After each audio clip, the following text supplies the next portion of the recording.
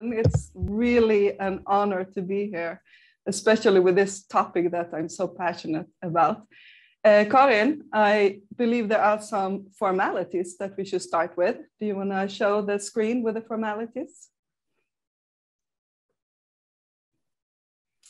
All right, so today is the second day of this amazing Celsius Summit.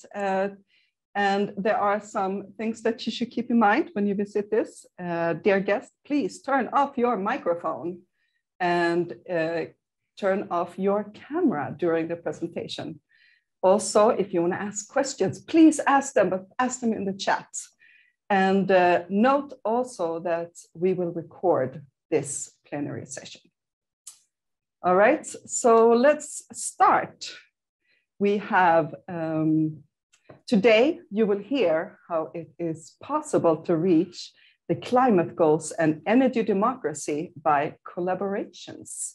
These collaborations could be between different actors in the city, between cities, regionally or nationally, and even be on an international level.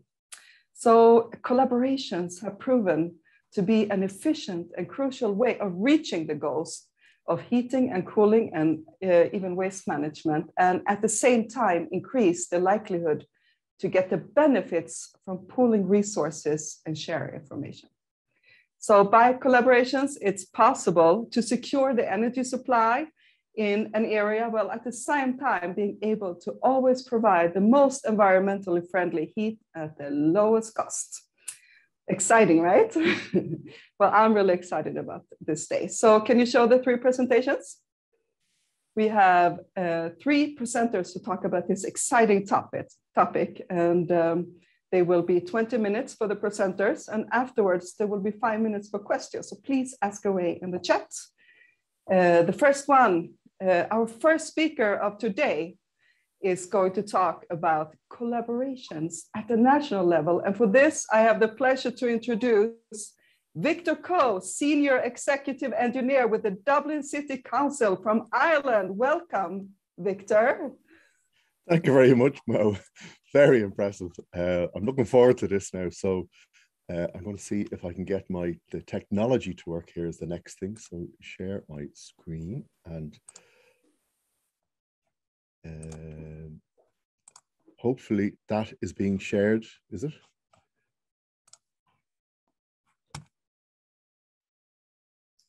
Okay, I hope it's being shared. Victor Coe is my name. I'm a Senior Executive Engineer with Dublin City Council, and I'm here to share you our story, Dublin City Council's story in relation to Dublin collaborating at a national level. Sorry, Victor. Yes. You're sharing both your screens, I think, so we can see. You have to open it into the presenters mode with the wide screen. Okay. Stop sharing and get this working. Is that working now? Perfect. Excellent. Thank Okay. You. I obviously clicked on the wrong thing there. Brilliant. Anyway, so as I say, my name is Victor Coe, and I'm looking forward to sharing our journey of moving district heating along in Dublin City Council. Okay, so what I'm going to talk about, the agenda for the afternoon, for the morning, is going to talk about Dublin City Council itself. I'm going to talk about the project.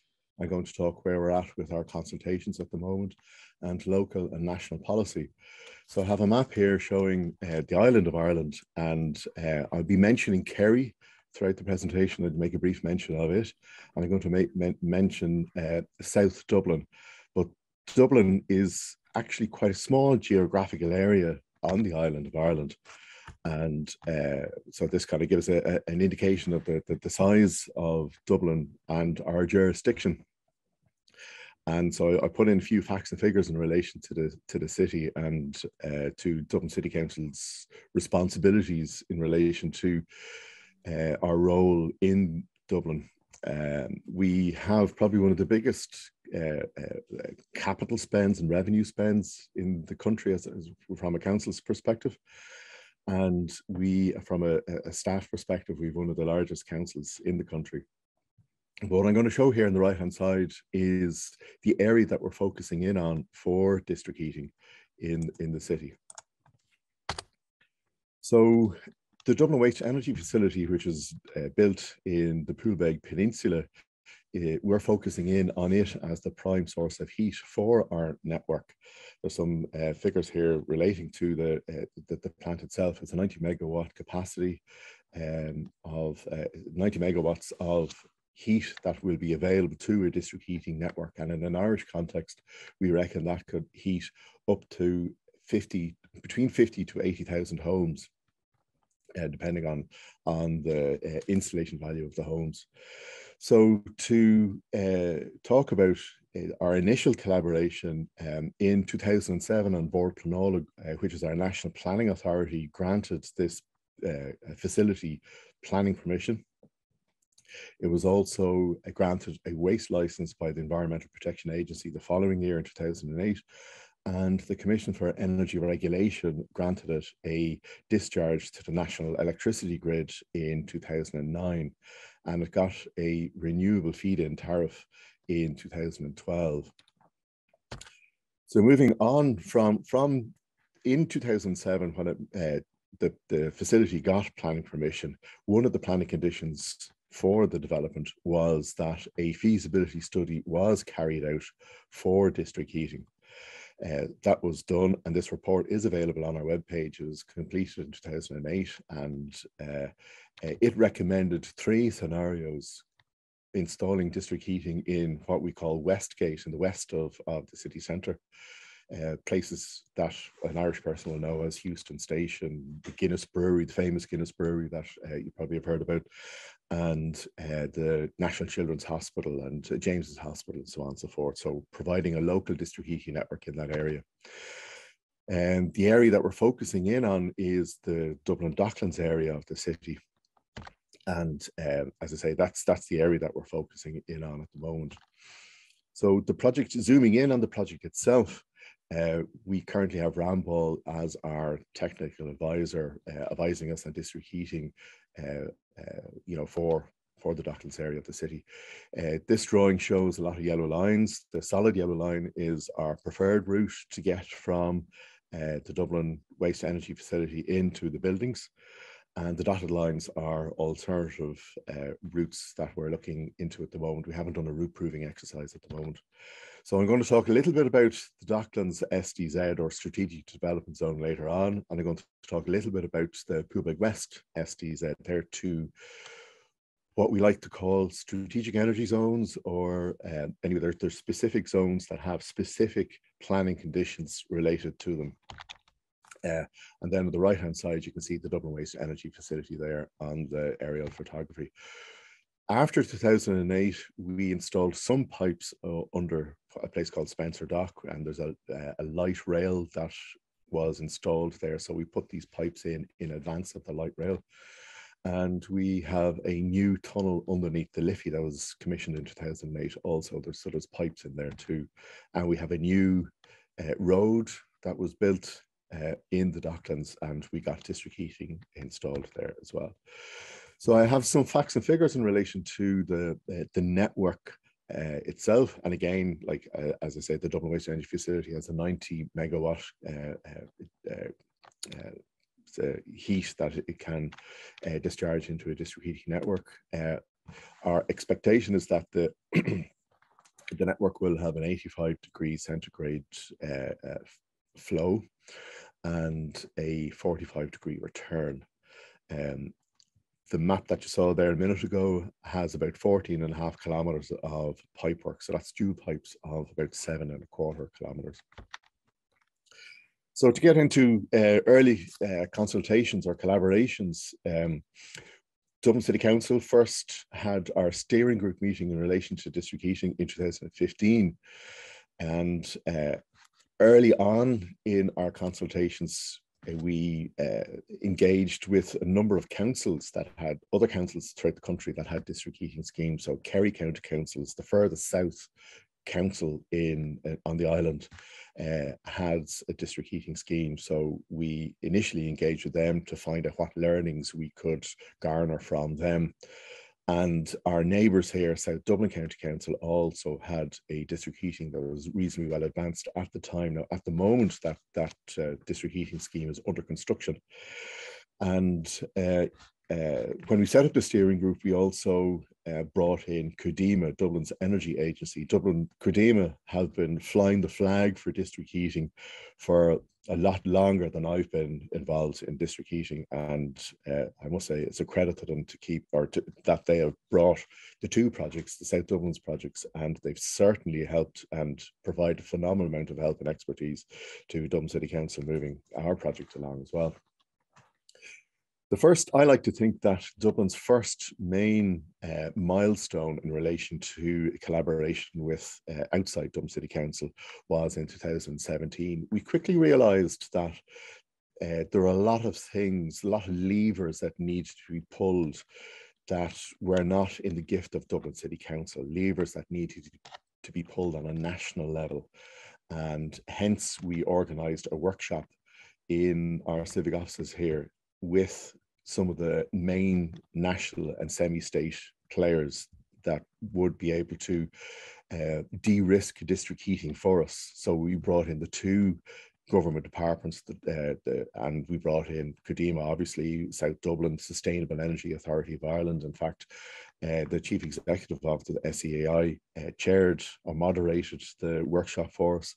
We brought in the National Development Finance Agency, the Commission for Regulation of Utilities, and Aberdeen Heat and Power came over to us from Scotland, and we learned how Aberdeen's district heating progressed. On foot of that, and on foot of another national document, the Department of Climate Action and Communications set up what I like to call the National District Heating Working Group. It's actually just called the District Heating Working Group, but I call it the National District Heating Working Group. And so those bodies that went along to our workshop were also brought along to that District Heating Working Group. And included in that membership of that group was Gas Networks Ireland and the Electricity Supply Board for the state. Soon after that, a very important organisation was set up as well, the Irish District Energy Association, and they promote and lobby for district heating, and they are the industry voice for district heating on the island, in the Republic at least. So moving on from that, we appointed Rambo, as I mentioned earlier, as our technical advisor. We appointed the National Development Finance Agency to the project team as well. But most importantly, we started a market soundings engagement on what we call in Ireland e-tenders. But we also advertised the market soundings on the official journal of the European Union. So we wanted to get as many submissions from international players, not just from an Irish context, but we wanted to get submissions from both UK and from continental Europe, and we did. We got a lot of really, really interesting organisations that sent us in a submission, and it has informed our governance structures, our administrative structures, and our financial structures. And very interesting information we got from them. We brought them to Dublin and we interrogated them for about 2 hours on how they think how they would like to see district heating develop here in Dublin. What would they like to see in tender documents that would make them submit a tender for the project? And that was very valuable. And we did 2 market sounding exercises at the time. But along with that, we engaged, and a lot of it was through Celsius actually, we engaged with cities around Europe. And I see Julian's here from Strasbourg, and that was one of the cities that we've engaged with. But we engaged with many other large cities around Europe to understand how client organizations and how district heating has developed in cities around Europe, and that also has very much informed our understanding of how district heating should develop in Dublin and in Ireland. And so in 2009, we two major milestones. We have a project manager appointed, and we had a new governance structure in relation to how the project is run here within Dublin City Council, and we employed a legal advisor. So what did we learn from all this engagement? The first thing was that the optimal delivery model would be either a concession or a joint venture. So we've gone for a joint venture as the preferred option moving forward.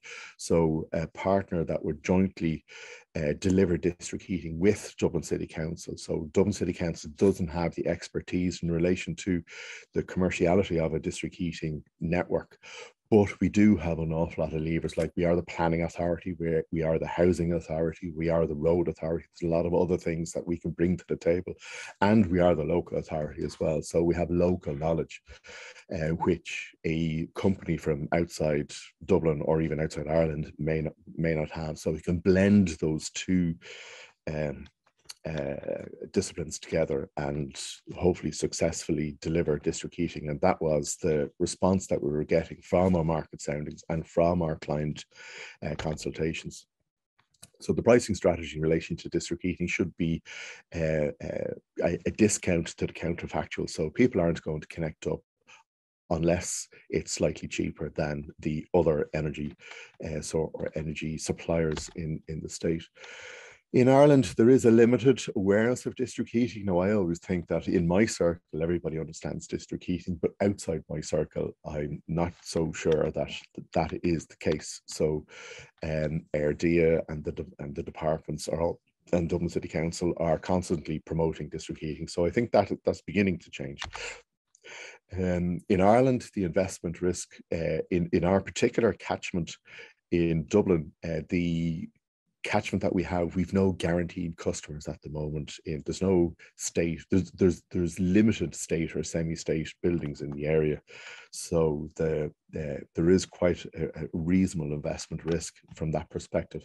It's a new market, and it's essentially a startup utility here in Dublin.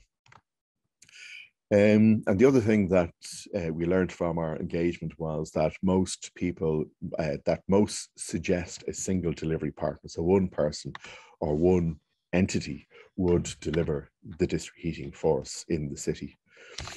And to have a reasonably long contract length. So in relation to— 5 minutes.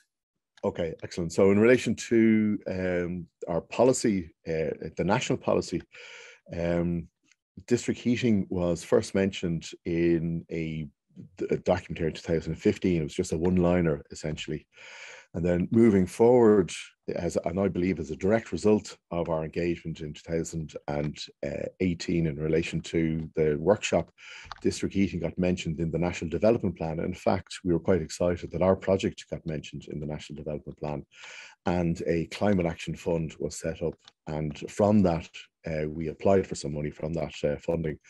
We were allocated up to 20 million euro worth of grant aid funding. So from that came the climate action plan, and there's more text in relation to district heating. We also had this consultation. The government announced a consultation on district heating, which is the first ever consultation on district heating, looking at areas of research, regulation, planning and financing. We're quite excited by that.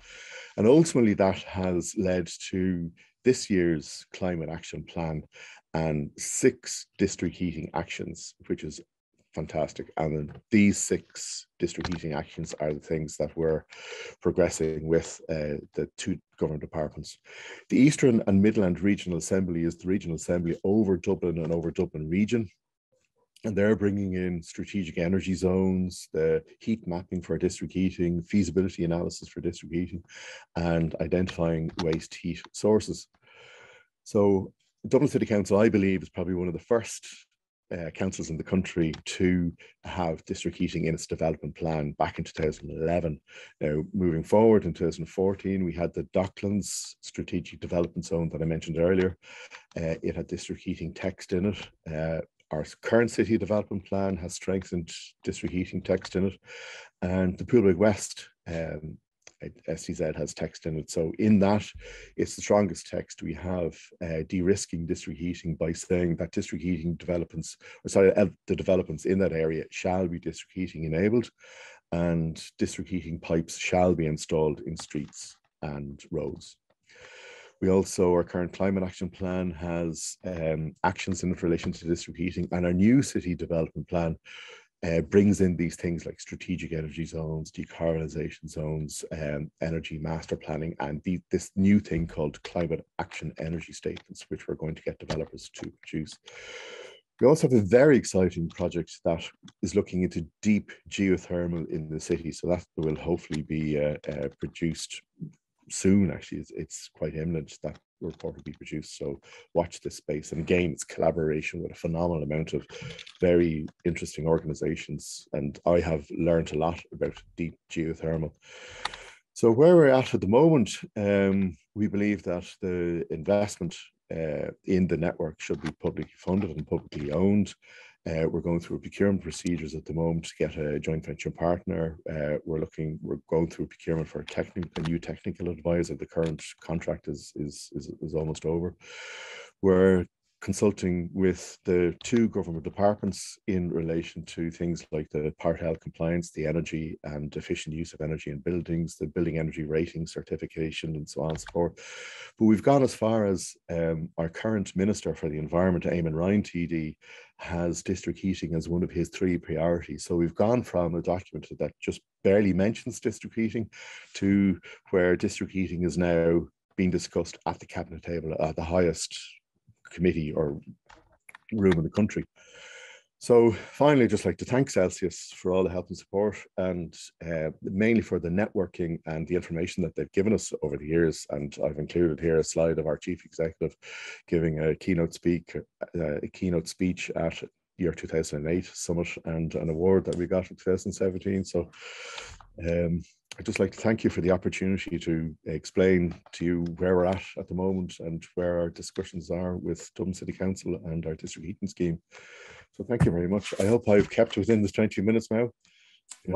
Wow. Thank you for such an interesting presentation, Victor. It was really interesting to hear from the beginning to the end how you have had to work on different levels and so on. It's, you know, from being from Sweden, I take for granted we've had district heating for so long, but you have the opportunity to start this when you already have some information about it and really get it out there. And so that's really exciting. And there was a question from the audience, which I can't see now because.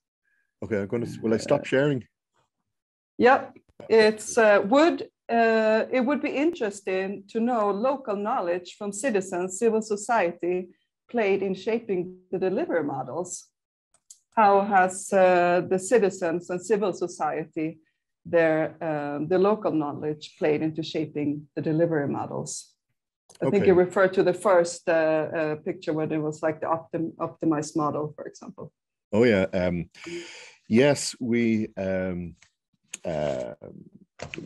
do intend to go to a full consultation with through our councillors and through the City Council to understand what their view on district heating is. Now, we've obviously gone to our councillors a number of times and they've given us their view on how the project should move forward.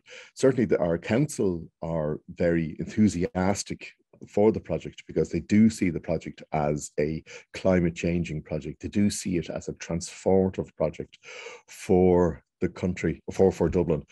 And we as a project team have gone out to virtually every building in that area, on that map that I showed you earlier. And the project has been received incredibly favorably. We're virtually everyone we talk to say, well, this is a great idea. When can we have district heating? Wow. So that's fantastic. Now, it's like an egg, though. You do have to break the shell. So putting pipes in the ground is going to be the complicated thing, as I'm sure all your listeners will be aware of. But there's a lot of interest in the project, and there's a lot of support for the project. Everywhere we go, we seem to be the doors already open for us. So we're very confident and that this project will be delivered and will be accepted by the citizens of Oh, that's great to hear. I'm so glad that you really anchored it in the society. And we have Sorry. No, I was just wondering also, after all your consultations, what's like the biggest item you have learned? By the way, the person who asked the question said, thanks, Victor. And what are the biggest benefits of like cooperating on a national level? Well, like all district heating schemes, it's reducing carbon and bringing that idea of the most efficient use of energy in your home. We don't really have that concept here in Ireland of the most efficient use of energy. Like the talk in Ireland seems to be, talks about electricity as being the silver bullet that's going to reduce Ireland's emissions, and it will eventually in time. But we don't have this discussion about using waste heat, like that should be piped into people's homes and should be used to heat people's homes, heat businesses, and so on and so forth. District heating will never turn a light on, will never power your computer or those type of things. But district heating it can, you know, heat your home in that regard. So that most efficient use of energy in your home, that debate isn't happening. I don't think it's happening in Ireland. That's my view. You know. Thank you. That's a great answer. I also have one last question before we go on to the next speaker. Are your future customers prepared to sign up at this stage, or are they waiting for more details? The second, they're waiting for more details, and I which I can completely understand. We don't have a date where we can say to customers that we're going to be outside their door. Like our aim is to be outside the door of the buildings there in the Docklands in 2025. So we've given that, but we can't.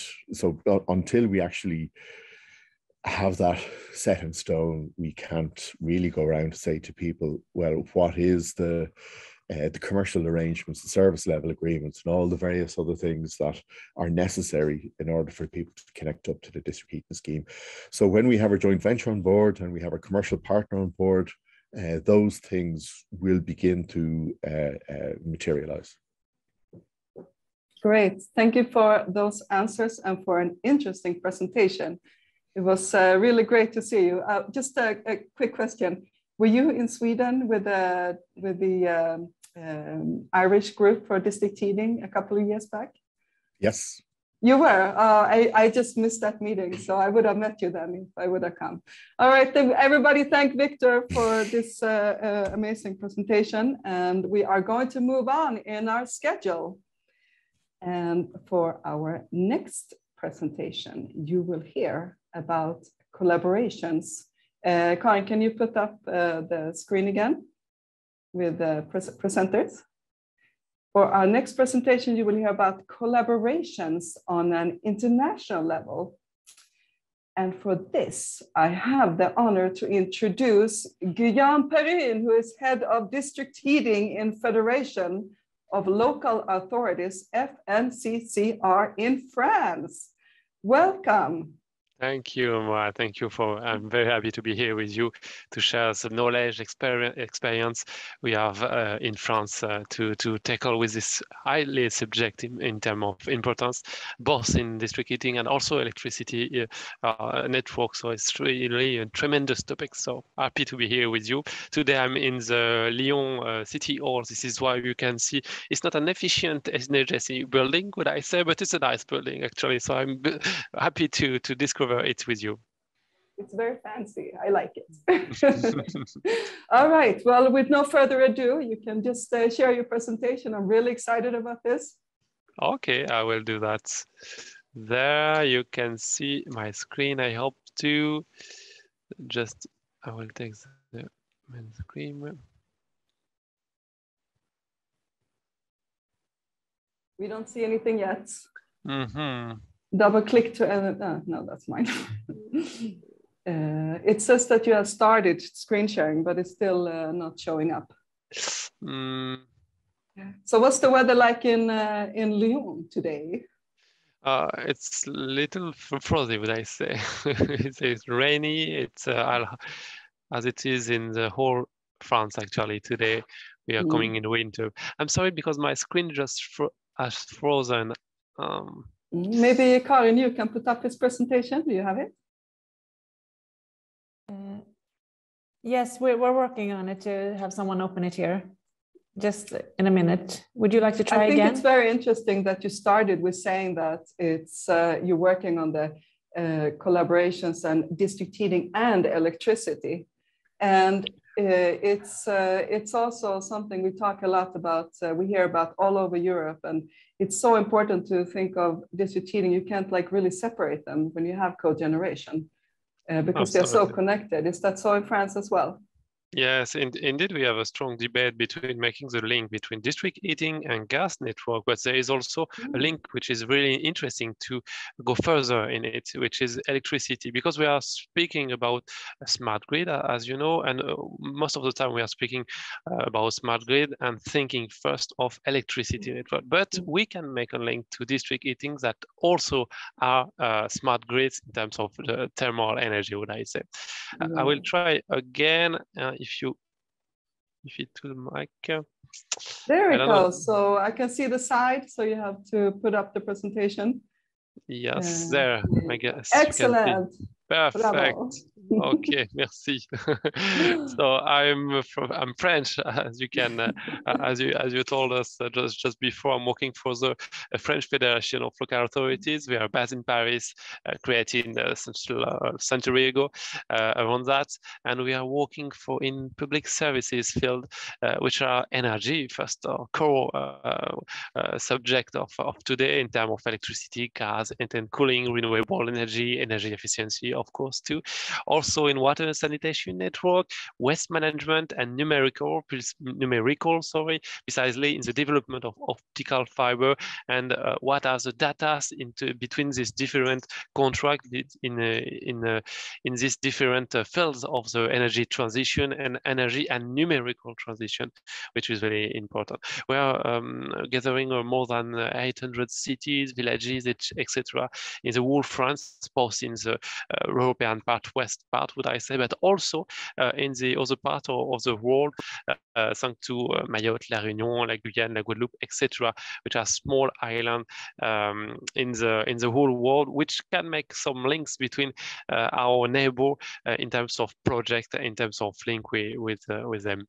Just to start my presentation on a French perspective in terms of how do we have in mind the reflection when we are speaking of energy in France. We first start with speaking. We have some tropism, would I say, about that. We first think about nuclear, then we are thinking about electricity network, and first in electricity, wind power, and then other renewable energy, then renewable energy in terms of electricity. After that, gas, and after that, we are at least thinking about district heating and cooling, of course, which is also a topic very interesting, actually. So this is why in the project I will share you in a few moments. I have chosen to present you some projects that put in front of other energy, other network, or making a direct network with direct link, with the other network, precisely electricity network, to make the tendency on the other side. It's really, really, trust me, difficult to think this way in France, unfortunately, but we are trying to do that with this different project. We're dealing with local authority, which has evolved in energy and numerical transition, and what are this field that are covered with this topic is both with the network, both with the different renewable energy, but also, which is a core subject and also a strong competence, would I say, in this field, is the urban organization and spatial planning. Where do I put these different renewable energy sources? How can I take into consideration the link between the networks that are existing or that must be developed to enhance the capacity of renewable energy? And also, speaking about the energy transition, is a direct link with carbon-free mobility, electricity, gas, and also hydrogen, of course, which is something really interesting to make a link between all this topic. And of course, making a special link at the core of the territory, whether you are a big cities or a villages, there is the public, the high level of how you can explain all the way you are developing your country in terms of renewable energy, numerical transition. It's the core subject is about pedagogy. I will speak about one project, especially at the end of my presentation, making a link between in terms of school context, house of energy, in terms of personal people, etc., and citizens that are involved to develop, to enhance the political side of this energetical and numerical transition. Just last word in terms of context is about the way the France is constituted, the different level of intervention. You have the region, the national scale, of course, which is a direct link with European level. Then the regional scale, which make a special plan to develop in terms of capacity networks, precisely the different sources of renewable energy. Then you go to department or big cities, which are the size where the projects are gathered to enhance the development, to tackle with those objectives which are defined on the regional level, and which are in direct link to the size of project. Actually, the size of project is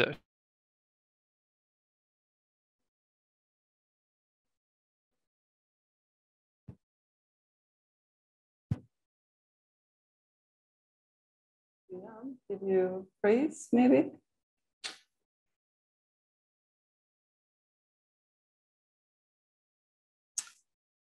Hello. All right. I don't know if Guillaume seemed to have a problem with his connection, perhaps. It's about, yeah. So it's not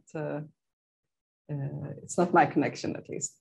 But it looks here like so France has had district heating for a longer time. So they have already started collaborating in many different ways, regions and cities. And then you have the municipalities on all different levels, which is very interesting, I think. I'm really excited to see about the project examples coming up. I know they have some innovative district heating stuff going on.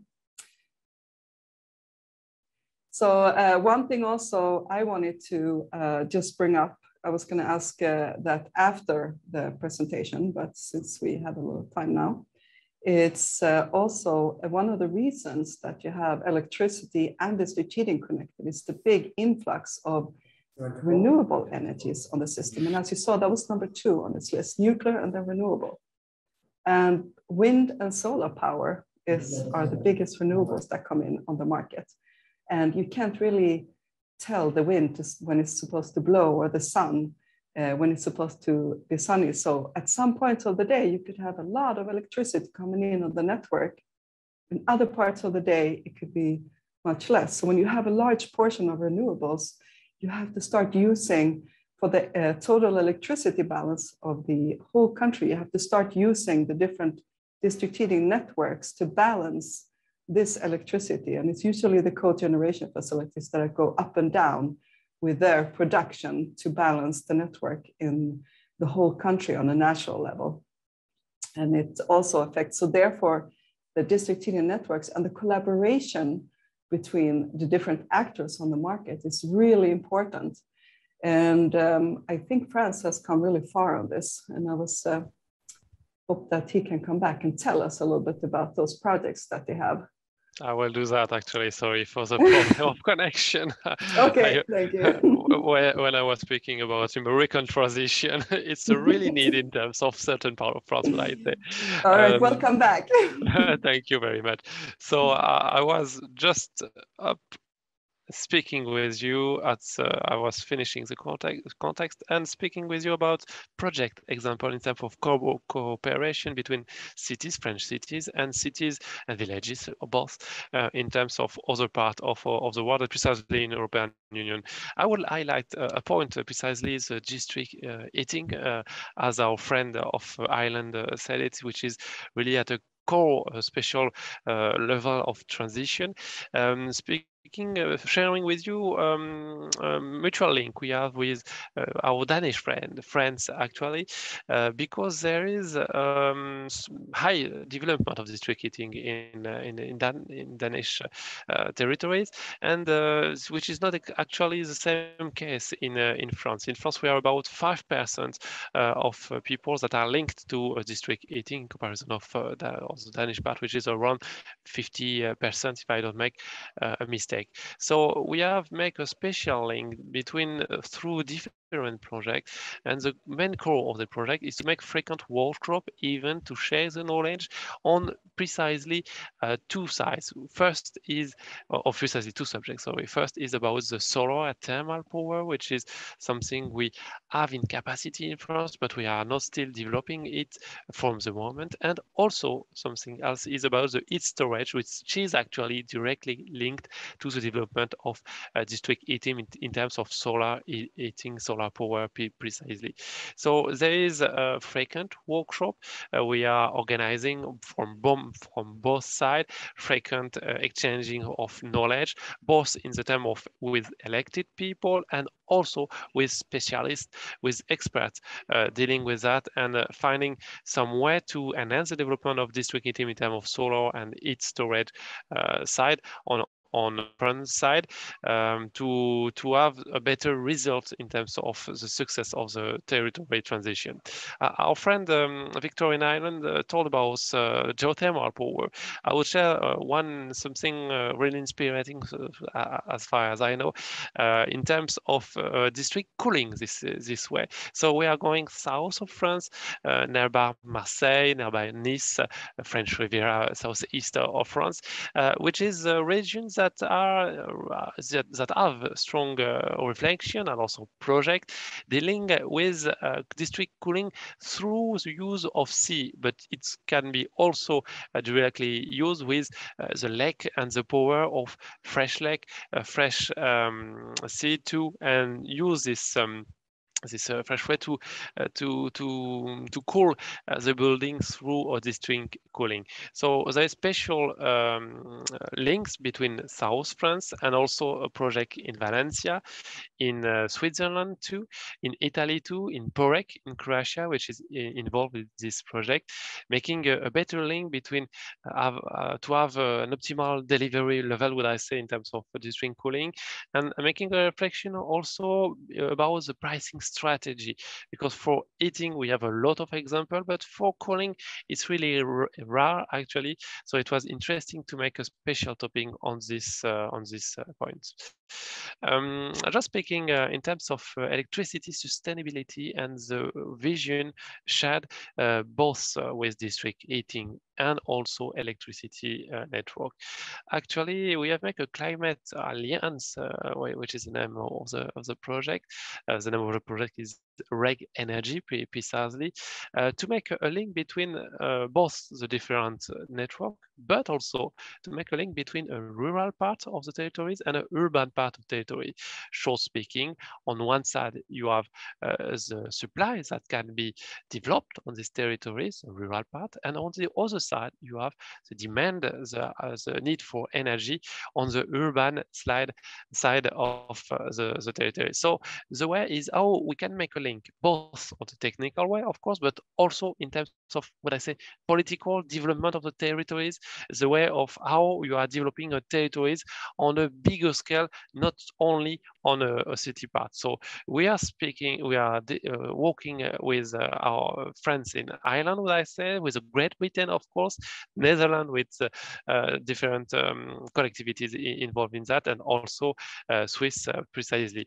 So the way is also how to promote and enhance the development of solar power, biomass, and wind power, and make a link between heat, district heating, and also electricity heating. I will finish my presentation to take some question of the audience if you need.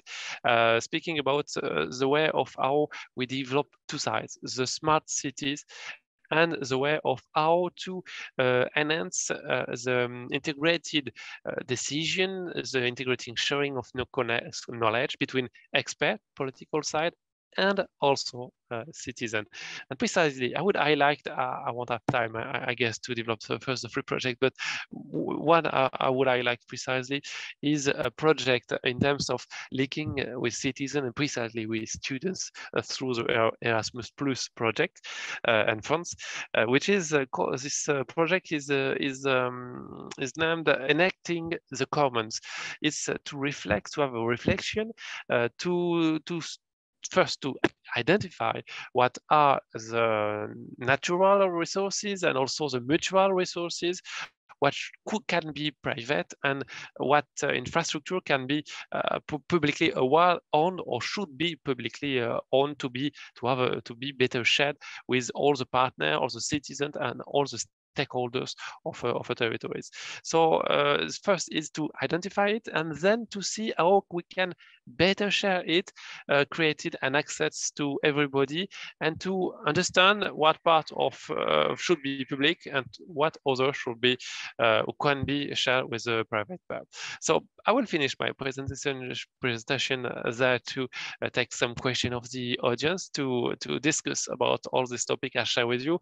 Of course, I can speak hours about this theme, but I'm more interested to have a connection with you. Excellent. And you want to take your last slide so they know how to contact you as well? Of course, yes. That's a good question. If you need to go further in terms of discussion, because we have only limited time to exchange. But you did really good on your presentation. Despite all the technicalities, I was very impressed with your clarity and speed there. Okay, thank you. All right, thank you really so much. It was a great presentation, so interesting. Wow. I really, really enjoyed that very much. I have a couple of questions for you. The first question, who's the project counterpart in Valencia? It's the name, I don't have the name, but it is a society involved. It's a municipality of Valencia, if I don't make a mistake, linked with the society in terms of development of district heating. I don't have the name, but I can give you by the chat or yes, or make me get an email. If they want to know more. Yes, for sure. Do you consider seasonal switch heating, cooling to raise investment return and operational productivity in cases? Cases, is that medicine maybe?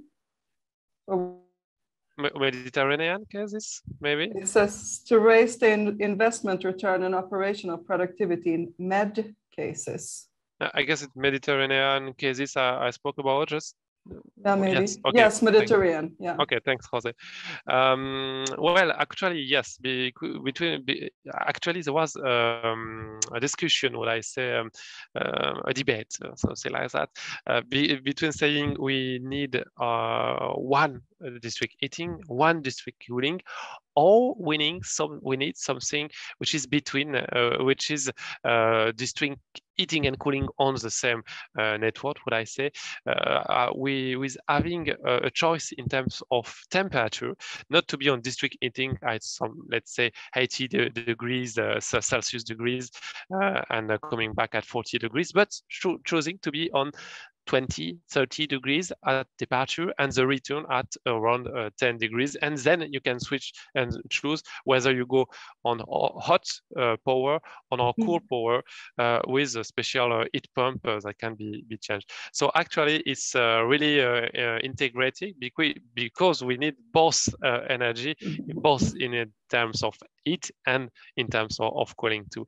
So it's still a discussion, what I say, but we are taking all these three cases to see where the price level can be more optimized, because it's a core of how to build this kind of project.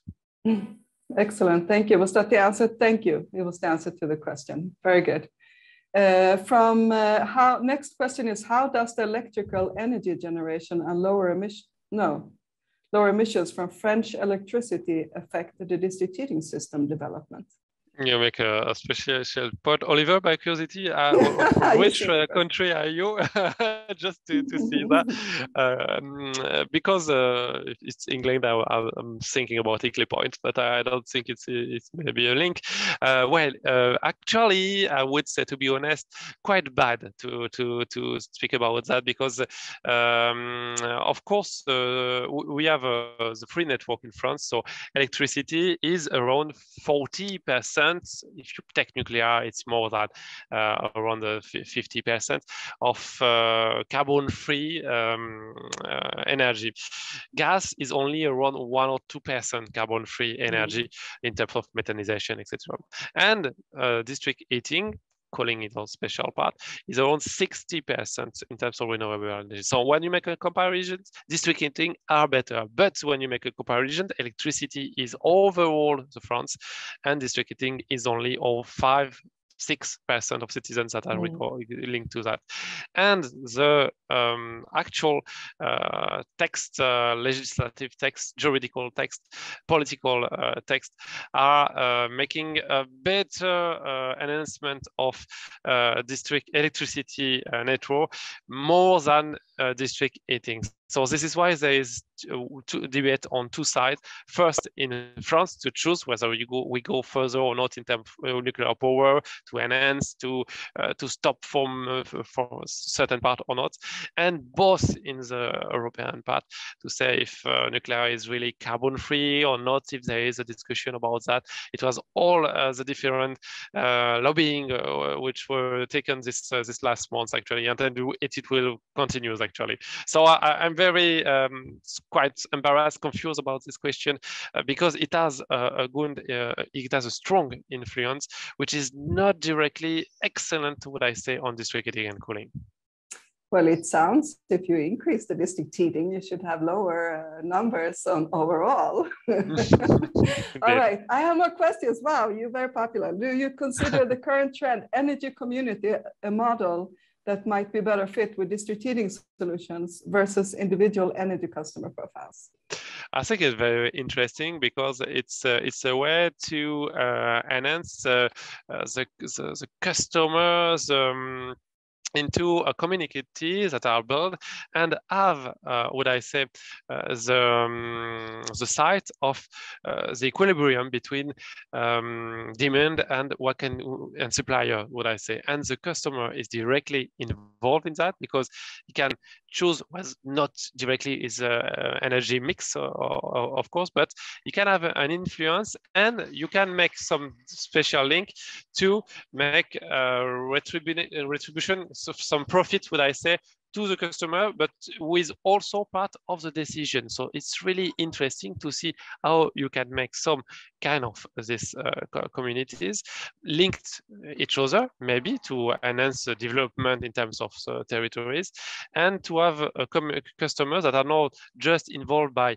taking and pricing, taking the energy pricing, but also involved in terms of decision. And it can be also, and I stopped with that one, sorry. It can also be a link, be really interesting when we are speaking about sharing the commons, actually. Making a link between the private part, which can help to develop on the expert part, etc., but also the public development of the territories and public vision on each side in terms of customer side. Excellent. Thank you so much for your great participation and your excitement and so on. It's great to meet another person who really loves this, to meet other people who really loves this topic. Usually I'm kind of alone. So thank you so much again, Guillaume Perrin, and I hope you have a continued great day and participate later in the workshops. Now it's time to move on in the schedule. And can you bring up the front screen again with the different presentations? The next presentation is advancing the net zero energy networks and collaborations between cities in the Celsius Forerunner Group. And for this, I am happy to introduce Oliver Ingwall from the Celsius Initiative in Sweden. Oliver is new to the Celsius project family, and he has a background in energy and carbon management in all types of building and the implementation of renewable heating systems at a building scale. With his previous employer in Suffolk in England, he was responsible for ensuring the continuing focus on decentralized heat and power in the council's larger building developments. He is a relative inexperienced district heating, but he believes that his positive attitude in the push for zero emissions and decentralized energy systems. Welcome, Oliver Ingwall. Thanks, Moa. That's an amazing introduction. I must say, I think it's been brilliant to listen to the two previous speakers, and it's great to get that feeling of everybody working together on these challenges, as you said, and to feel that sort of positive energy about it. I have loads of questions that I could probably start discussions with Victor and Guillaume from ongoing here, but I probably should get on with the presentation. So I'm going to try and share my screen if I can remember how to do that. Bear with me a second. So hopefully this should hopefully work somewhere. One extra click. Is that working at all? Ah, there we go. Is that better? Yes, this is good. Oh, good. I can't see or hear anyone now, so that's great. Okay, so yeah, so thanks very much. Good morning to everyone, and thanks very much for the introduction and for having me here today. I am relatively new to district heat networks, but I am a keen and fervent supporter of managing energy demand and low and zero carbon emissions technologies. And that's why I've been so excited to join the Celsius family, actually, because it's given an amazing opportunity to meet so many different countries and different companies working on these issues, and to see that there's so much more we can do, and also that there's a lot of people already delivering the thing that we want to do. There's someone already has piloted or run or already going to be planning to run that project that you're thinking about doing. So yes, I work at Johanneberg Science Park in Gothenburg in Sweden, but as Guillaume pointed out, I am English originally, and working in England was an interesting introduction to district heat networks because of that background. And that also linked to my question to him, because there's a different perspective on heat networks there, and has been in the past because of the energy systems in place there. But this is some information on the Celsius Forerunner groups. Here's the link to the web page, and also the email address that you can get in contact with us. I'll put that information at the end of the presentation as well. So the Celsius project's been going for some time, as many of you will already know, and has a long history in helping to manage and support the cities to accelerate the energy transition through the deployment of smart and sustainable heating and cooling solutions in cities. This is a goal, as others have said, that everybody supports, and there's more understanding of it. You know, although my mum doesn't quite understand district heating yet, she's getting there, and these things are coming through and being more widely understood and discussed day by day.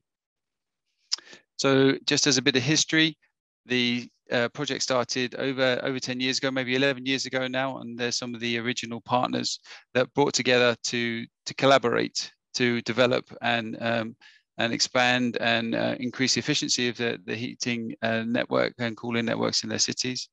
It shows a number of cities that have been involved and the city supporters that have also been engaged in the project since its inception. So just as a thought of where we are in 2021, the Forerunner groups are still a collaborative, demand-driven hub where we're focusing on knowledge sharing and also in innovation and replication and upscaling. Through our partners at Euro Heating Power is also able to bring in information on existing and policy changes, and also then to provide feedback to support future policy changes. But most importantly, from my perspective, as someone focusing mainly on buildings, is that it gives that hand-on support for cities to help them to deliver on their goals for heating and cooling networks. So as a Forerunner group, we are aiming to bring together city representatives and experts to help their cities overcome their heating and cooling challenges. And what that means practically in terms of benefits for them is that there is a focus on the practical issues that they're trying to address, that they get access to policy, to mapping, to planning, to contracts, to pricing, to business cases, to all types of different technology advancements, to design issues, all presented by experts in their fields. We get to work with real people side by side. So other cities, other energy companies who are also trying to deliver something the same as you and are sharing the same pains and challenges as you.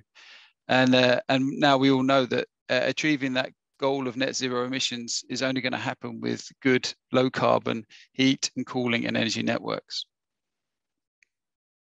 This is a slide. This is one of the first insights I wanted to bring into the session today. So this is a slide from Ilkka from Fortum in Finland. He was presenting on waste heat contracts and how you bring different waste heat suppliers into an existing heat network and Fortum's experience of that. And this slide is from his introduction, actually, from the ESPO Clean Heat Program. And I really like it. I'm not going to do it full justice, but I really like this as an illustration. It shows on the left, I'll try and get this right, and in the top left-hand corner, going downwards in the light green, is the reducing emissions from the heating network. And in the bottom left-hand corner, going upwards in the dark green, is the increasing percentage of carbon neutral production. And then in the different images on the screen, it shows the changes in infrastructure or technology that have either already happened or planning to happen. So the introduction of biomass plants, the decommissioning of older plants, the bringing in of different heat pump technologies, of thermal stores, and it's something that everybody working in this field wants to understand and plan for and have a vision for. And I thought this was a very nice way of sharing that information quite quickly.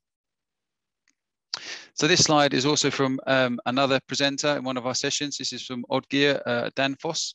And he had many interesting bits of information to share to us, but he was speaking about Danfoss's approach to helping customers to improve efficiency and lower the temperatures in heat networks. And he was talking about the many challenges. He kept mentioning that you had to be there running to the customer when they were upset with maybe the temperatures, and also then to giving them a motivation to try and make sure that they try to achieve a return tariff. So that little motivational tariff on the side there is sort of showing how an example of how they might use flow and return temperatures as part of their pricing mechanism. And he highlighted the importance of having a continual relationship with the customer to make sure that you can meet their needs and you respond to their issues, but also you can help them to try and achieve those efficiencies that they need for a lower temperature system. And that might even mean helping them to improve the efficiency of the system on their side. So when they talk about what can we do and how do we collaborate with different cities, I think one of the key issues for the Celsius Forerunner groups is that we understand that every city or every participant is coming at it from a different position and trying to deliver, achieve a different goal.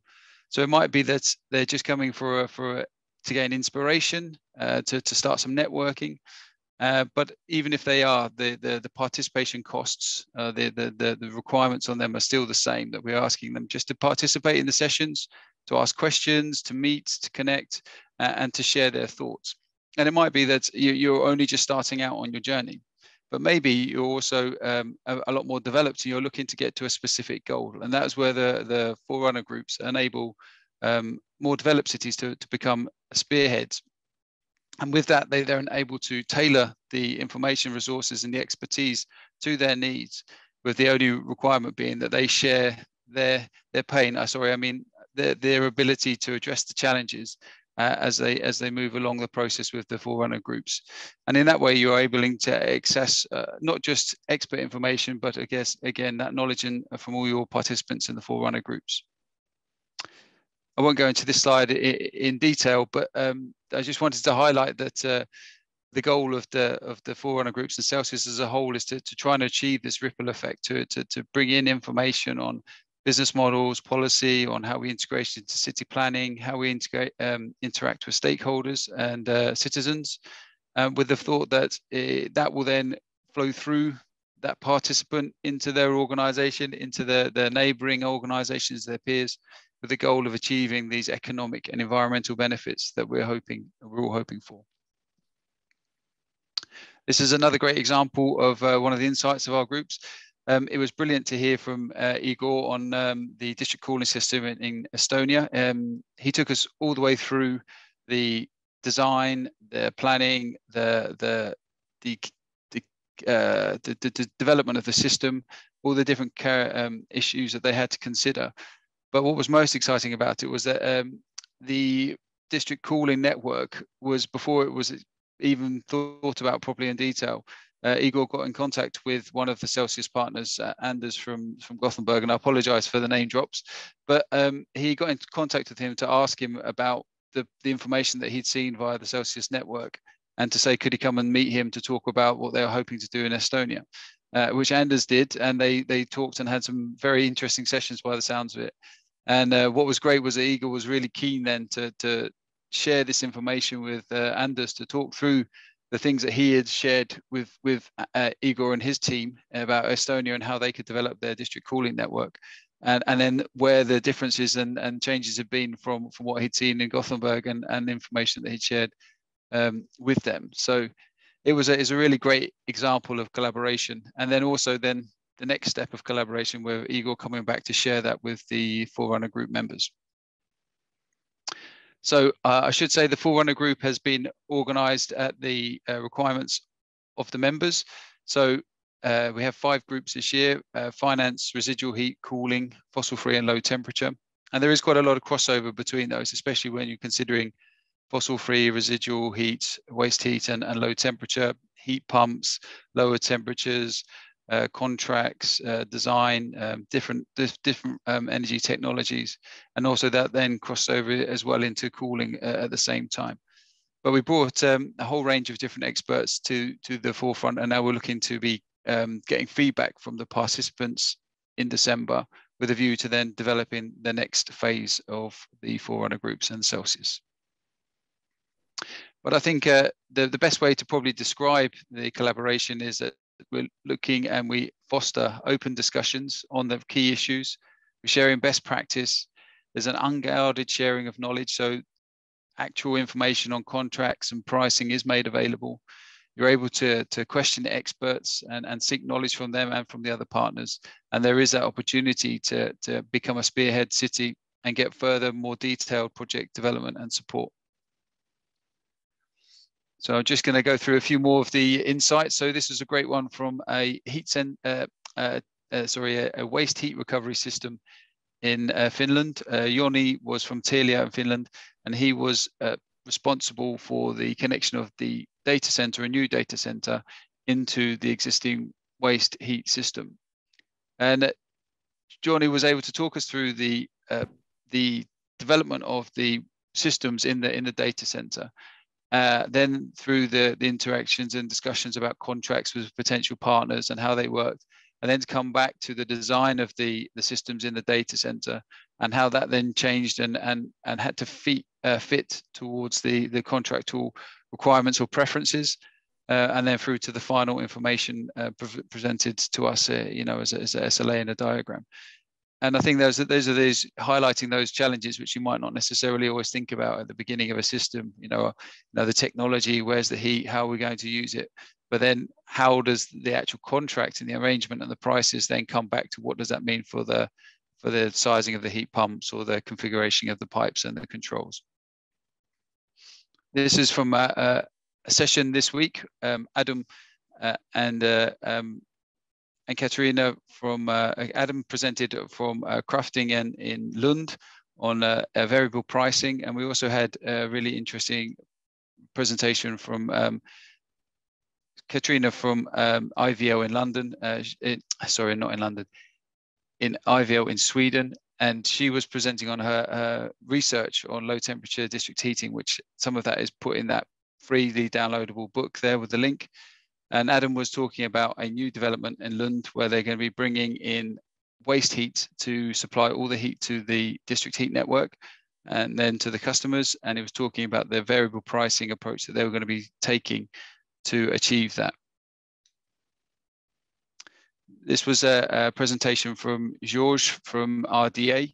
He was presenting to us on the Smart Cities Marketplace, talking through the toolkit, the guidance document about how you can mobilize a project and bring it to the point of ready for different investment opportunities or different finance opportunities. And one of the things that came out of that discussion was the need for help in terms of due diligence for different heat network development projects, and bringing them to a stage where you're confident that you can show those to funders and for them to feel confident and providing their funding to that project. So the link there again is from the Energy Efficiency Performance website, and it's the checklist there. So we're always getting testimonials, and people give them freely at different times. One of them was, I'm sorry, Jackie Cullum. She said in one of our sessions quite a while ago, she introduced herself, and then just straight after introduced herself, she then said something like, "I'm really happy to be here to participate in the Celsius session because it's been so useful to us in Strasbourg and be so positive." And I'm sorry to mention you specifically, but it's really fantastic to get those sorts of comments from people participating in the system. I spoke to one of Victor's colleagues, Stephen, earlier this week as well, and he was telling me all about all the different cities that have provided support to the guy at the team in Dublin. And actually, there's too many for me to cut it into a nicely quotable piece of text for this presentation. But as you can see, there's two there from one from Vilnius and also one from Medfield in Massachusetts in America.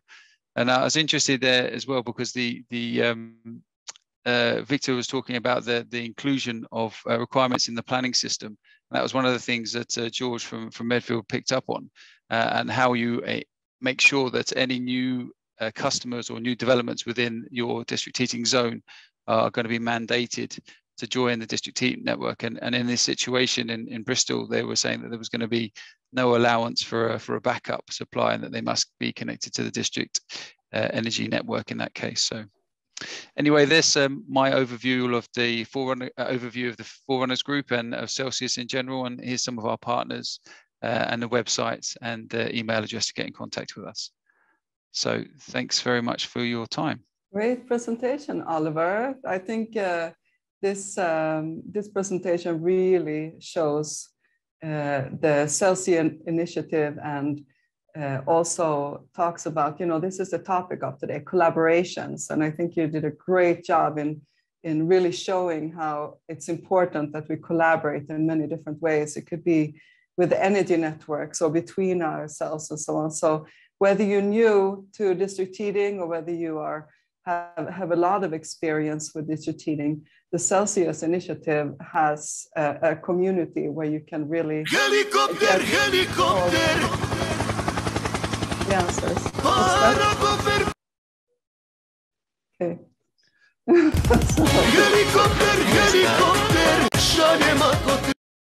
Okay. All right. But, what's going on? We got thumbs up from somebody here. But okay, we need to maybe yeah. So do we have any other questions for the Celsius Zoom bomb? Yeah, it seemed like. Besides who that song was, I just wanted to say another thing is when I was working. There was someone called Helicopter that just turned on their. I removed them from the. Oh, okay. Huh? Zoom bombed, it seems. Yeah, it happens. I've been in other Zoom meetings when that has happened. Well, that's a new thing for me. I was just going to say that the thing that I found most interesting joining the Celsius team was that when I was working in the UK trying to develop a heat network, I suddenly realized that there was all these amazing examples out there that I could have tapped into, that I should have been talking to, and that I should have been getting experience from, and that I should have been bringing my colleagues and other people in to see and talk to. So yeah, very keen to continue that sharing of knowledge. I think that's great. So if anything, just tap into, if you haven't done it already, tap into the Celsius initiative and get your information already ahead of time from other people who have already done it before you. All right, so I'm thinking we can go, if there are no other questions, except from Zoom bombed, I think we can go to our little panel. Okay, yes, it's has been, I've been also part of worse Zoom bombs than this. Could we take up the, can we pin Oliver, Victor, Guillaume and me? There's also Celsius initiative is writing, and you can look in the chat here now, say a new round of forerunner groups are starting early 2022. If you want to join, contact celsius@johannebergsciencepark.com. I hope you wrote that down quickly. Is Guillaume also with us? All right, we'll start then. So I have a couple of questions for you guys. The first question is it possible to achieve climate goals, and what role do collaborations within energy have in achieving these goals? Oliver, you go first. You want me to read it again?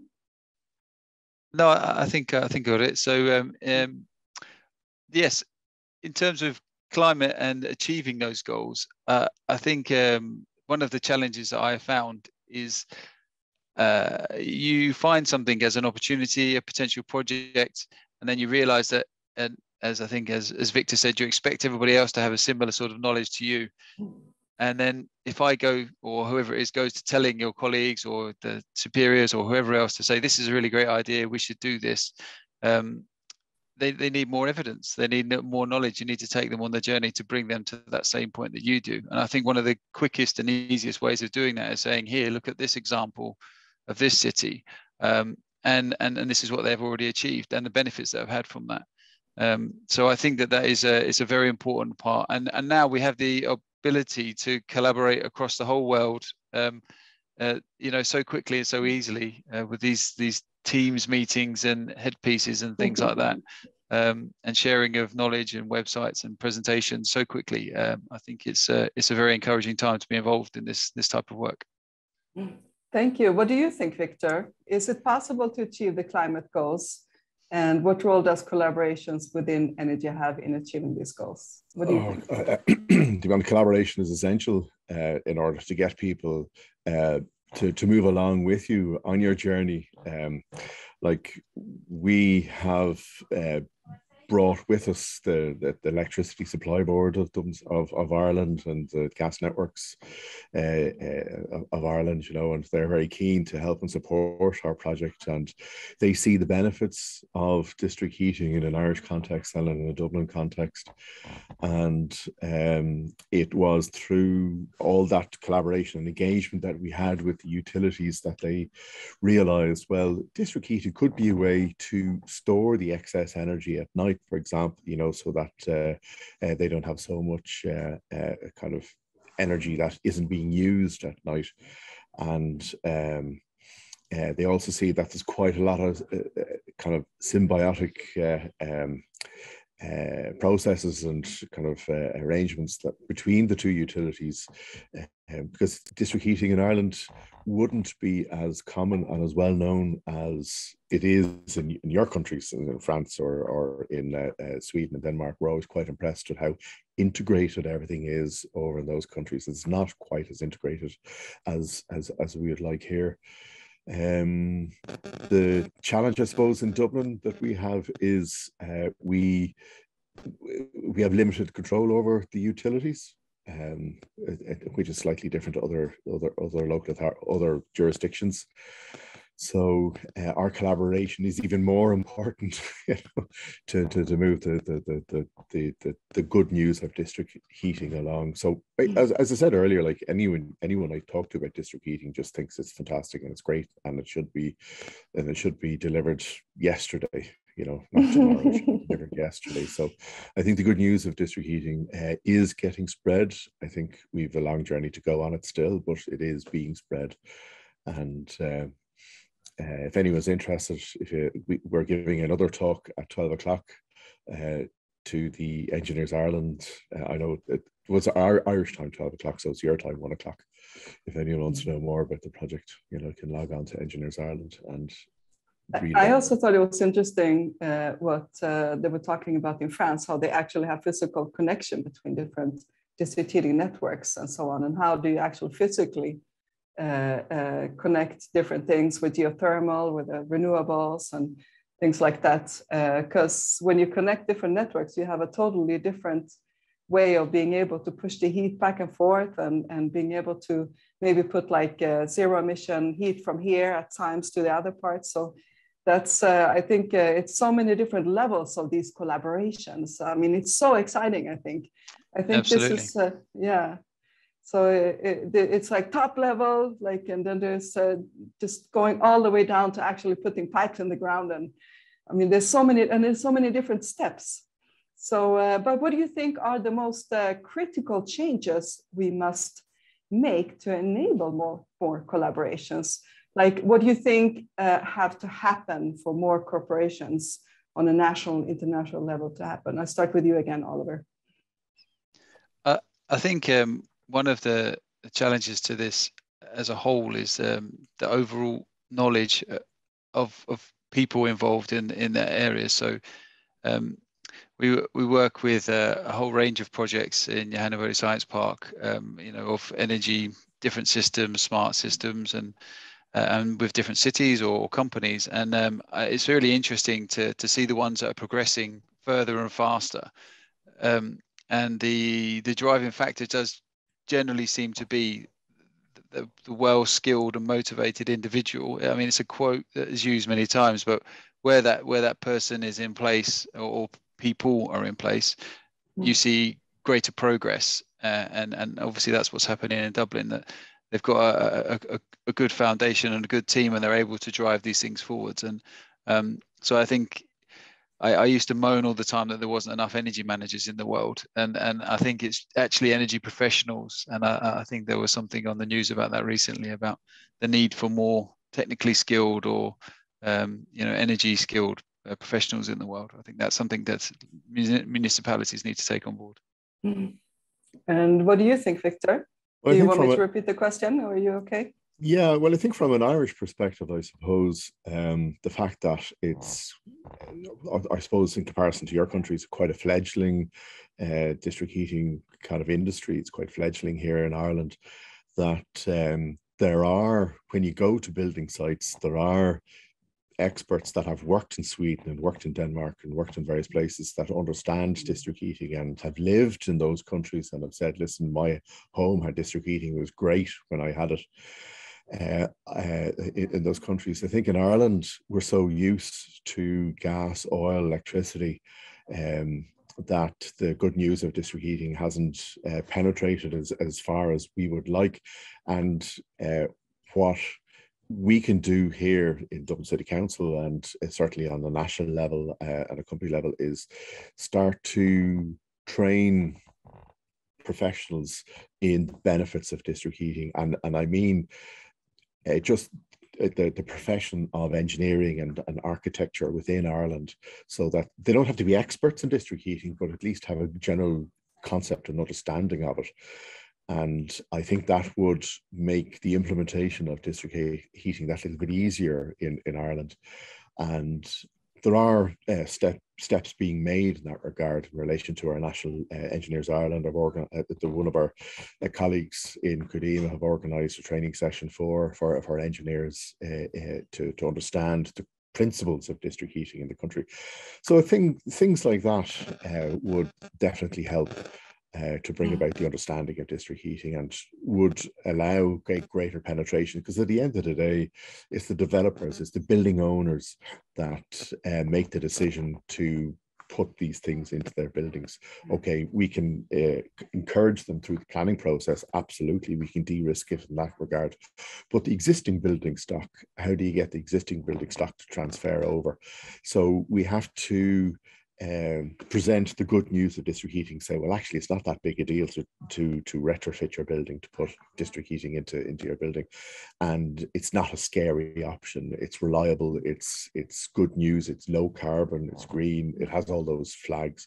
Okay, there might be a bit of hassle at the beginning. You might have to drill through your wall or whatever. You know, they're very minor and temporary compared to the greater good of district heating. So and that is a good point. Like in the end, it's actually somebody who's going to use the energy.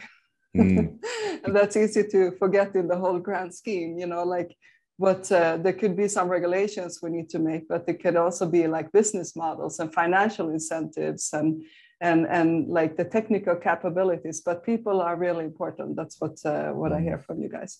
So my last question, we're running a little bit out of time. So what are the common misconceptions people have when it comes to national or international collaborations? And how can we combat these misconceptions and enable more effective alliances? Should I start again like we did Oliver again first? Sure. Victor, if it's okay. Yeah, absolutely. I think it's easier. I think the thing is a time, isn't it? I think that's the big concern for people is how much time am I need to commit to this, and probably is it relevant to me? I think is maybe the other issue. I'm doing something. I mean, these district heat and cooling systems are also specific as well, aren't they? They're specific customers, specific generation, and so I think that's one of the other things. But you know, that we need to do a better job of you know, there's going to be a greater focus on the need for heat networks and cooling networks coming from the EU, and I think we need to do a better job of bringing this information to the wider. I mean, how do you get people to be more interested in energy? And I mean, climate change and net zero emissions. Did you notice how Victor and I both avoided your question about can we actually achieve the energy transition that we needed? But you know, I'm positive that we've only got one way of looking at it, and that's moving forward. So hopefully we can get more people to be involved. Excellent. What about you, Victor? What do you say? Yes, I think I don't know who quoted this or who said this, but communication, you know, getting the good news of district heating across and getting people to understand that having a district heating network you can connect any type of heat to it.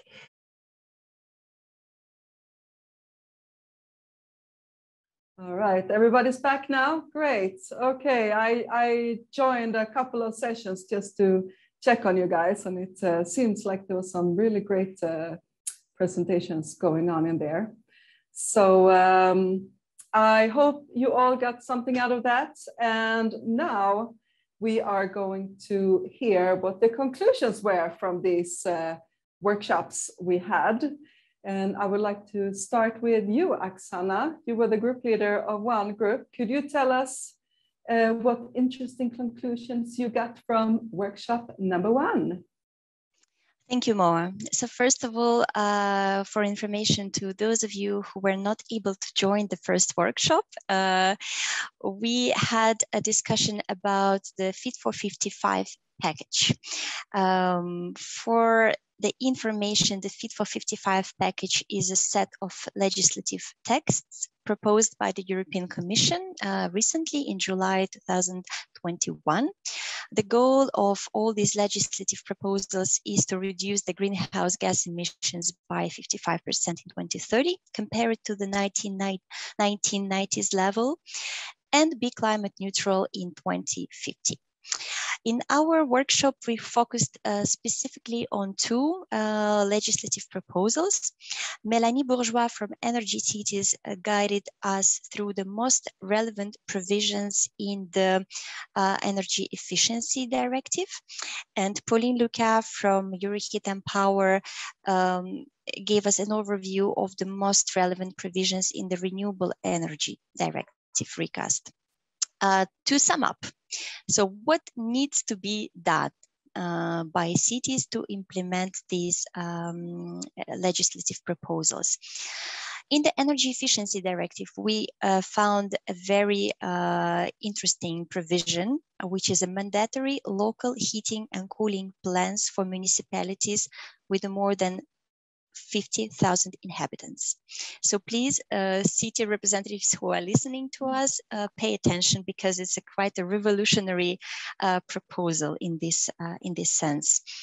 Member states shall support regional and local authorities to the utmost extent possible by any means, including financial support and technical support scheme.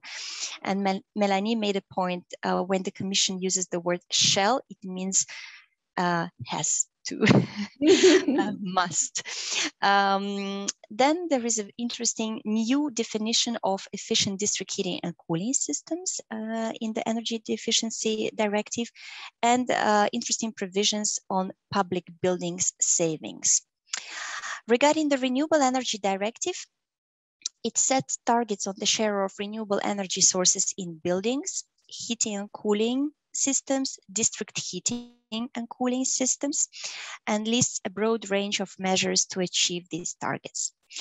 It also underlines the role of local authorities in planning and facilitating the recovery of waste heat, referring to the workshop number 2.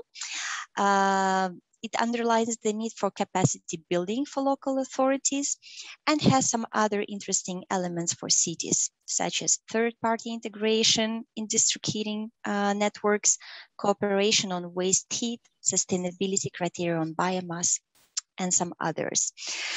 So this is what will have to be done if these proposals get through the Council of the EU and the Parliament. So the first challenge is to get it through. If it's officially adopted, then the biggest challenges would probably be the lack of expertise in cities and local authorities to implement many of these provisions, and lack of budgets. And also social impact of some of the provisions, such as carbon prices on all fossil fuels extended to buildings. So at the end of the day, the citizens will need to pay for it. So there are quite some challenges. And we also discussed how to overcome them and remain democratic. So it seems to be that the coordination frameworks between different actors are necessary. Stronger national funds and financing available to implement these provisions, support facilities, sharing tools, and inspiring examples. We talked a lot about the Madrid example and their coordination framework between waste heat actors. So an organization that encompasses DHC operators, industry, tertiary sector, and local authorities, and helps develop waste heat recovery from metro stations, for instance, in Madrid. So it's very interesting. We exchanged some useful links and resources on that. We also talked a lot about European projects that could help cities and local authorities in the implementation of the heat planning, for instance.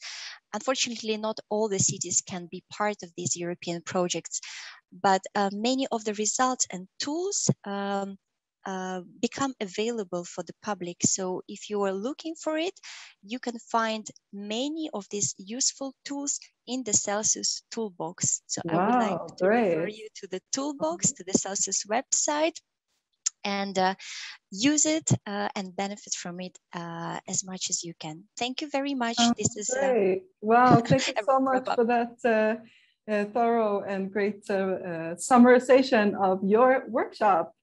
So now we're going to go to workshop number 2, and Jackie. But before I saw we had a question from the audience and a request that William Thierry's presentation did not finish, and a question if it's possible to get. That was from our workshop. I'm afraid we got carried away. We're having lots of questions and discussions, so we ran out of time. That's good. We will absolutely share his presentation, and if anyone has any more questions, they can address our speakers directly. All right. What were your conclusions, Jackie? Tell us. We had a great workshop. Lots of contributions. We were looking at waste heat, and the first question we thought about is what needs to be done and what is the potential for waste heat. And we saw that in particular in urban areas, waste heat, high temperature waste heat, industrial waste heat can provide immediately the right temperature to heat all urban needs for residential or commercial. And that even lower temperature, more difficult to obtain waste heat, like we looked at data centers in particular, but also hospitals or metro stations. Even that hard to achieve waste heat can supply 10% of European residential heating requirements. So there's a lot of work to be done to get this heat mobilized. There are a lot of challenges, however, and one that came up in from each of our three speakers in Stockholm, Germany, and France was the question of contracting with a private company, because waste heat is by its own nature, it's the waste product of another industry or of another process. So when you need heat, but that person doesn't really need to provide you heat, it does make it a little bit complicated economically and in contracts. So that's a really important and a main challenge in waste heat recovery. And so one of the challenges is, do you need public funding, or can your system be self-supporting? And we saw some great feedback in Stockholm where it's fully self-supporting, no public funding. So the economics can work, and you just need to get all the conditions right.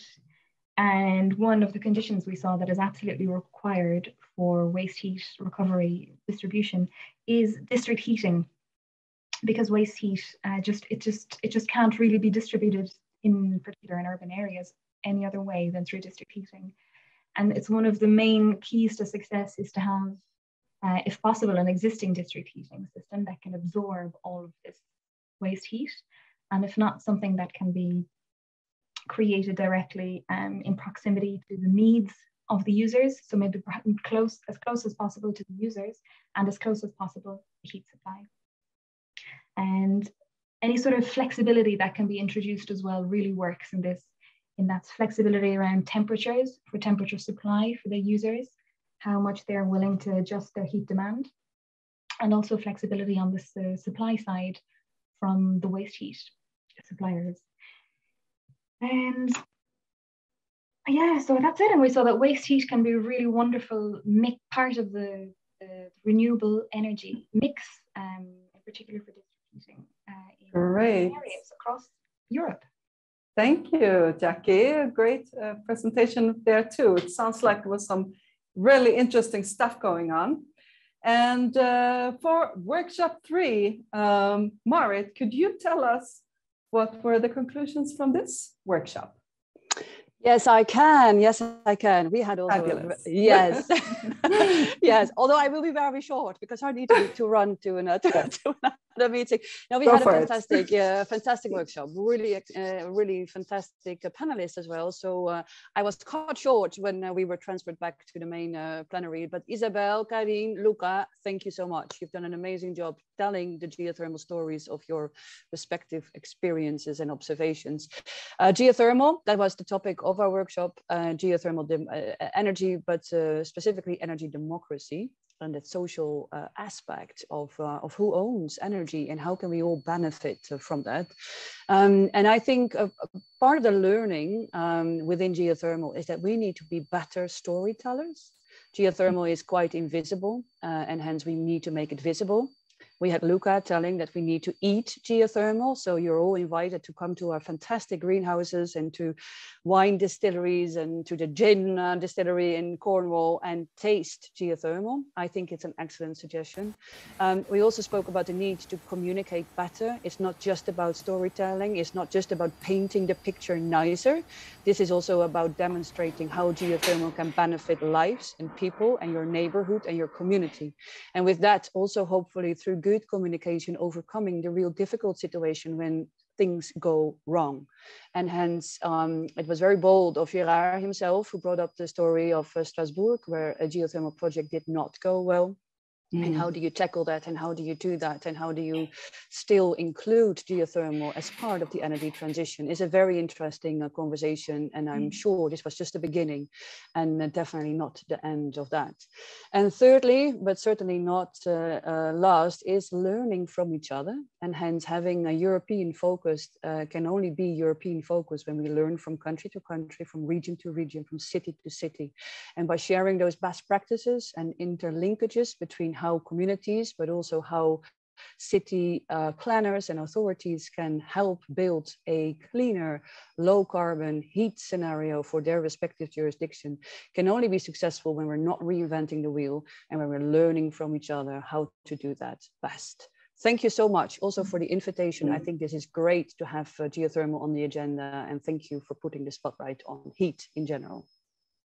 All right, thank you so much, Marit. And again, thanks, Oksana, Jackie, and Marit. And I think that the whole idea of collaboration has really come out throughout this day. So in both the presentations and in the group discussions and everything. So again, great job, everybody. And next up in the program is some more collaboration, but in this way will be networking and fun. And Karin Weidegaard from the Celsius Initiative will tell you a little bit more about this. Yes, hello everyone. So now we will actually leave Zoom and go to a program called WonderMe, and I just posted the link in the chat. So, and I will show you what it will look like when you get there. And for those of you who are using Safari as a reader, I can tell you that it asked me to not use Safari, but I went on Chrome instead. So if it's not working immediately, try another browser and hopefully you will get in. Now I'm already in. You see this nice view of Strasbourg. And it will ask you to fill in your name, take a picture, and it's very easy. The password is Celsius with capital C. I will also put it in the chat right now, so you can just paste it. And what you do then is you will see everyone who's in there, and you can just drag yourself around here. I see Mats. So yeah, I will connect with him. Hello, Mats. And like this, you can create your own rooms and network. And it's a good opportunity, I think, for all of those in your groups that you didn't have time to finish your discussions. Then you can just meet up here. So I will share all these details for you and keep this Zoom open so that you can see. If you're all, when you're all ready, I will just say thank you and goodbye from these sessions, and then let's meet up in WonderMe. Thank you, everybody. It was great to be here with you. It's an honor again. Thank you. Bye. Thank you very much for this. It was nice. Bye-bye. Bye. Thank you. Bye.